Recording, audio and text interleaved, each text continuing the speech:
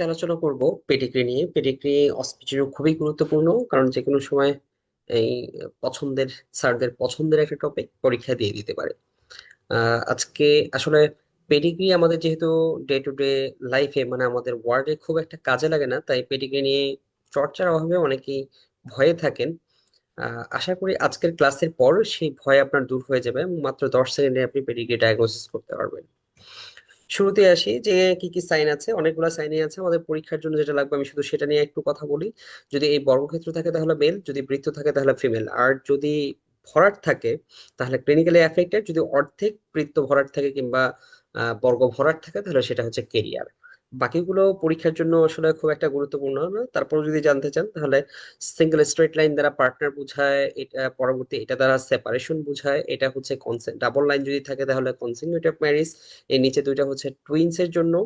যদি এই দুইটা একটা লাইন দ্বারা আটকানো থাকে তাহলে হচ্ছে টুইন্স আর মনোজাইগোটিক টুইন্স, আর যদি না থাকে তাহলে ডাইজাইগোটিক টুইন। যাই হোক, আমরা সরাসরি আলোচনায় চলে আসি। আমাদের তিনটা রুল শিখবো, তিনটা রুল শিখে আমরা পেডিগ্রি ডায়াগনোসিস করতে পারবো আশা করি, এবং কোনো কিছু মিসিং ছাড়াই। আচ্ছা, 1 নম্বর রুল হচ্ছে to search skip generation or carrier. যদি আমরা পেডিগ্রি দিকে তাকাবো, তাকাই যদি দেখি কেরিয়ার আছে তাহলে সেটা রিসেসিভ, অথবা স্কিপ জেনারেশন আছে তাহলে রিসেসিভ, আর যদি না থাকে তাহলে ডমিনেন্ট।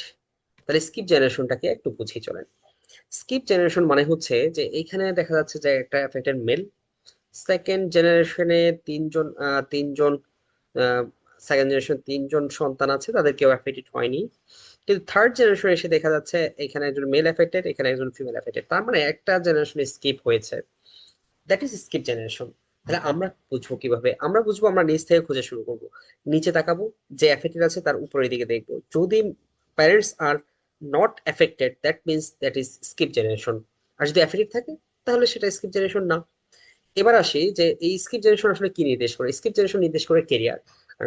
আলটিমেটলি বাবা মা কেরিয়ার থাকার কারণেই তো বাচ্চার ডিজিজ হয়েছে, কেউ না কেউ তো এটা ক্যারি করেছে, যে কারণে ডিজিজ হয়েছে।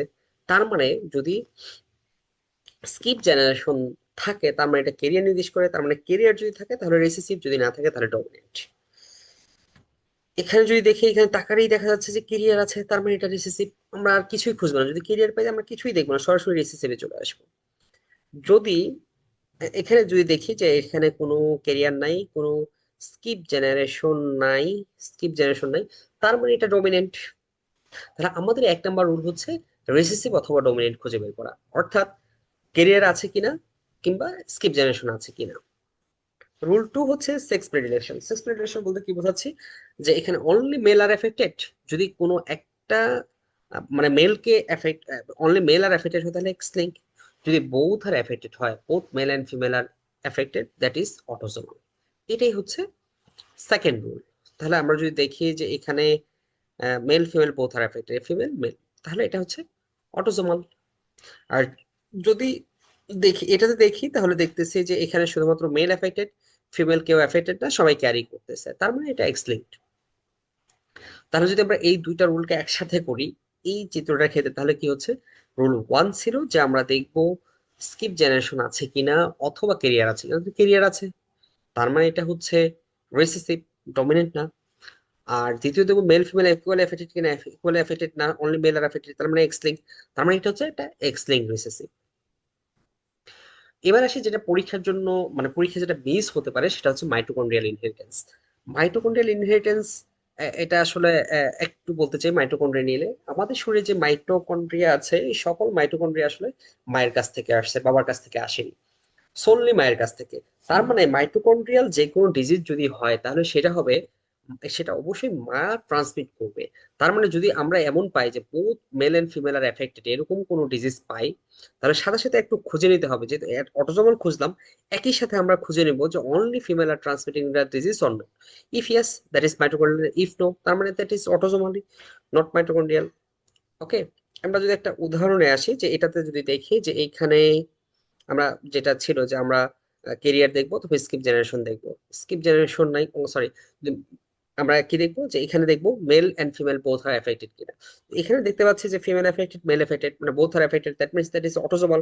সাথে সাথে একটু দেখে নিবো যে এখানে মেল ডিজিজটা ট্রান্সমিট করছে কিনা কিংবা শুধু ফিমেল ডিজিজ ট্রান্সমিট করছে কিনা। আমরা যদি দেখি যে এখানে ফিমেল থেকে ট্রান্সমিট হয়ে এটা আসছে, এখানে ফিমেল থেকে আসছে, এইখানে ফিমেল থেকে আসছে, যদি দেখি যে এটাতে যদি দেখি যে মেল ট্রান্সমিট করেনি, মেল ট্রান্সমিট করেনি, তার মানে এটা মাইটোকন্ড্রিয়াল ইনহেরিটেন্স। তার মানে যখনই আমরা both male and female are affected পাবো, সাথে সাথে খুঁজবো যে only female are transmitting disease or not. If yes, that is mitochondrial, if no, that is autosomal. তাহলে এই তিনটা রুল দিয়ে কিন্তু সব ডায়াগনোসিস করা পসিবল। তাহলে যদি আমরা উদাহরণে চলে আসি, এটা যদি দেখি, তাহলে এক নাম্বার আমাদের সূত্র ছিল যে আমরা দেখবো বোথ মেল এন্ড, সরি, এক নাম্বার সূত্র ছিল যে স্কিপ জেনারেশন অথবা কেরিয়ার খুঁজবো। এখানে কোনো কেরিয়ার নাই, স্কিপ জেনারেশন আছে কিনা একটু দেখে নিলাম, স্কিপ জেনারেশন নাই। তার মানে এটা হচ্ছে ডমিনেন্ট, যেহেতু এখানে ক্যারিয়ারও নাই, স্কিপ জেনারেশনও নাই। নেক্সট হচ্ছে both male and female are affected কিনা, এখানে দেখতে পাচ্ছি both male and female are affected, that means এটা অটোজোমাল ডমিনেন্ট। তাহলে পরীক্ষায় কিভাবে কোশ্চেন আসে? পরীক্ষায় কোশ্চেন আসে চারটা, মানে এরকম একটা চার্ট দেওয়া থাকে এবং বলা থাকে হোয়াট ইজ ইট। তার মানে that is pedigree. Number two, what is the inheritance. তাহলে এখানে অটোজোমাল ডমিনেন্ট অথবা রিসেসিভ অথবা এক্স লিঙ্ক রিসেসিভ অথবা এরকম থাকতে পারে, অথবা মাইটোকন্ড্রিয়াল ইনহেরিটেন্স এটা থাকতে পারে। থার্ড কোশ্চেন হচ্ছে what is the criteria. Criteria বলতে এখানে অলরেডি আমরা যেগুলো দেখে আসলাম যে স্কিপ জেনারেশন আছে কিনা, কেরিয়ার আছে কিনা, both male and female are affected কিনা, অথবা both only male are affected কিনা, অথবা only female are transmitted disease কিনা। যদি এরকম, এইগুলো কিন্তু ক্রাইটেরিয়ার মধ্যে চলে আসলো। আরো দুই একটা ক্রাইটেরিয়া এক্সট্রা করে বই থেকে দেখে নেবেন। আর ফোর্থ যে কোশ্চেনটা সেটা হচ্ছে গিভ সাম এক্সাম্পল, অথবা গিভ 3 এক্সাম্পল, অথবা গিভ 6 এক্সাম্পল। তাহলে আপনারা অবশ্যই এক্সাম্পল গুলো দেখে নেবেন। এটা ডেভিশনের চার্ট থেকে নেওয়া। এটা মুখস্থ করে ফেলবেন, কারণ পেডিগ্রি আপনি বারবার পড়বেন না, একবারই পড়ে নেবেন। আচ্ছা, দুই নম্বর এক্সাম্পলে আসে, এখানে তাকালেই দেখতে পাচ্ছি যে এখানে কেরিয়ার আছে, তার মানে এটা রিসেসিভ। তারপর দেখবো যে male and female both are affected কিনা, এখানে দেখতে পাচ্ছি only male are affected, female carrier, তার মানে এটা হচ্ছে এক্স লিঙ্কড রিসেসিভ। তাহলে এখান থেকে উদাহরণগুলো দেখে নেবেন। তিন নম্বর এক্সাম্পলে আসি, এখানে দেখি যে এখানে সবার আগে দেখবো কেরিয়ার আছে কি কিনা, কেরিয়ার নেই। তারপর আমরা স্কিপ জেনারেশন খুঁজবো, স্কিপ জেনারেশন খোঁজার জন্য আমরা দেখবো উপরে এখানে দেখতে পাচ্ছি যে এই যে বোথ দুইটা ফিমেল আর এফেক্টেড, বাট তাদের প্যারেন্টস কিন্তু এফেক্টেড না, তার মানে তাদের প্যারেন্টস আলটিমেটলি কেরিয়ার, এখানে যেটা শো করা হয়নি, এটাই স্কিপ জেনারেশন। তাহলে একটা জেনারেশন স্কিপ করে পরবর্তী জেনারেশন ডিজিজটা চলে এসেছে, কিংবা এদিক থেকে চলে এসেছে। তাহলে এটাই হচ্ছে স্কিপ জেনারেশন। যদি স্কিপ জেনারেশন থাকে তাহলে সেটা রিসেসিভ। দেন দেখবো male and both male and female are affected কিনা। যদি মেল আর both male and female are affected, that is autosomal recessive. Okay, তাহলে অটোসোমাল রিসেসিভের কন্ডিশন গুলো একটু দেখে নেবেন। 4 নম্বর এক্সাম্পলে যদি আসি, এখানে দেখতে পাচ্ছি যে এখানে কোনো ক্যারিয়ার নাই, কোনো স্কিপ জেনারেশন নাই। তাহলে ক্যারিয়ার নাই, স্কিপ জেনারেশন নাই, তার মানে এটা হচ্ছে ডমিনেন্ট।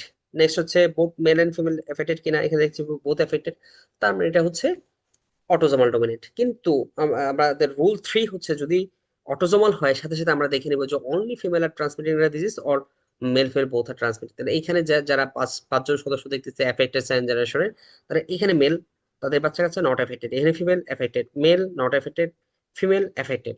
তাহলে এখানে হচ্ছে যেহেতু এখানে মেল নট এফেক্টেড, তাহলে এটা হচ্ছে মাইটোকন্ড্রিয়াল ইনহেরিটেন্স। কেন? যেহেতু এখানে অনলি ফিমেল আর ট্রান্সমিটিংটা ডিজিজ। এরকম যদি মাইটোকন্ড্রিয়াল ইনহেরিটেন্স আসে, তাহলে কিন্তু এরকম ক্লিয়ার কাট একদম স্পষ্ট বোঝা যায়, এরকম পেডিগ্রি চার্টেই দেওয়া হবে। এটা হচ্ছে, এটা বইয়ের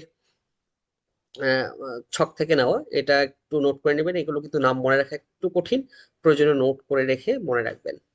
আচ্ছা, এটাতে আসি। এটাতেও যদি দেখি কেরিয়ার আছে, তার মানে রিসেসিভ। নাম্বার টু হচ্ছে both male and female are affected কিনা, এখানে দেখতে পাচ্ছি মেল আর এফেক্টেড, এখানে একজন ফিমেল এফেক্টেড। কিন্তু এটা, আচ্ছা এটা একটু বলেই দিই, এটা একটু ব্যতিক্রম সামান্য, একটু এখানে একটু এক্স লিঙ্ক রিসেসিভের চেঞ্জ হয়েছে, মানে ব্যতিক্রম একটা ঘটনা ঘটেছে। সেটা কি ঘটেছে? আচ্ছা, এটা একটু দেখি। তার আগে একটু দেখি, এটা হচ্ছে নর্মাল এক্স ওয়াই মেল, এটা হচ্ছে নর্মাল এক্স এক্স ফিমেল। এখানে হচ্ছে একটা এক্স এফেক্টেড, তার মানে এটা হচ্ছে কেরিয়ার। এখানে যদি দেখি একটা এক্স এফেক্টেড কিন্তু মেলে, তাহলে এটা একটাই ডিজিজ। কিন্তু ফিমেলের ক্ষেত্রে দুইটা এক্স যদি এফেক্টেড হয়, তাহলে সেটা ডিজিজ করে। আবার যদি এটা টার্নার সিনড্রোম হয়, মানে একটা এক্স নাই, তাহলে কিন্তু একটা এক্স এফেক্টেড হয়ে সেটা ডিজিজ করতে পারে। তাহলে এখানে যে ঘটনাটা ঘটেছে, যে এখানে মেল একজন যে এফেক্টেড ছিল, তার একটা এক্স এফেক্টেড, আর এখানে যে কেরিয়ার ছিল তার কিন্তু আর একটা এক্স এফেক্টেড। পরবর্তী জেনারেশন দেখা গেল যে এইখানে যেই মানে এখানে ডিজিজ এক্স এবং এই ডিজিজ এক্স যদি একসাথে চলে আসে, তাহলে কিন্তু এখানে ডিজিজ করবে। তাহলে এটা অ্যাকচুয়ালি একটা মানে এক্সট্রিম রিসেসিভ ডিসঅর্ডারের কিন্তু এখানে ফিমেল এফেক্টেড হয়েছে। তাহলে এটা যদিও কঠিন কিন্তু একটু চোখ কান খোলা রাখলে কিন্তু এটা পারা সম্ভব। আচ্ছা, একটু রুল গুলো আমি আরেকবার যদি রিভিউ করি, তাহলে 1 নাম্বার রুল ছিল find out the skip generation or carrier. যদি থাকে তাহলে রিসিসিভ, না থাকলে ডমিনেন্ট। 2 নাম্বার ছিল সেক্স প্রেডিলেকশন আছে কিনা, মানে both male and female are affected কিনা। যদি এফেক্টেড হয় তাহলে অটোজোমাল, যদি only male are affected then that is X link. যদি অটোজোমাল হয় তাহলে থার্ড রুল ছিল যে মাইটোকন্ড্রিয়াল কিনা, এটা একটু সার্চ করবো, মানে হচ্ছে male female both are affected, তাহলে দেখবো যে only female are transmitting disease or not. যদি করে তাহলে মাইটোকন্ড্রিয়াল, যদি না করে তাহলে সেটা অনলি অটোজোমাল। আচ্ছা, তাহলে রুল গুলা যদি আশা করি সবাই বুঝতে পেরেছেন। আপনাদের কোনো কোশ্চেন থাকলে আপনারা কমেন্টে করে যেতে পারেন। তবে আপনাদের জন্য আমার একটা কোশ্চেন আছে, একটা না দুইটা কোশ্চেন আছে। এটা হচ্ছে পেডিগ্রি 1 এবং পেডিগ্রি 2। এই দুইটা পেডিগ্রি আপনারা ডায়াগনোসিস কতক্ষণ সময়ের মধ্যে পারেন এটা একটু আহ, ঘড়ি নিয়ে বসে করে ফেলেন। যদি আপনি 30 সেকেন্ডের মধ্যে কমপ্লিট করে ফেলেন তাহলে বুঝবেন যে আজকে আপনার ক্লাসটা আপনি খুব ভালোভাবে বুঝতে পেরেছেন। যদি একটু বেশি লাগে তাহলে বুঝবেন যে আপনার আরেকটু প্র্যাকটিস করা দরকার। সবার জন্য শুভকামনা, ভালো থাকবেন সবাই। ধন্যবাদ সবাইকে।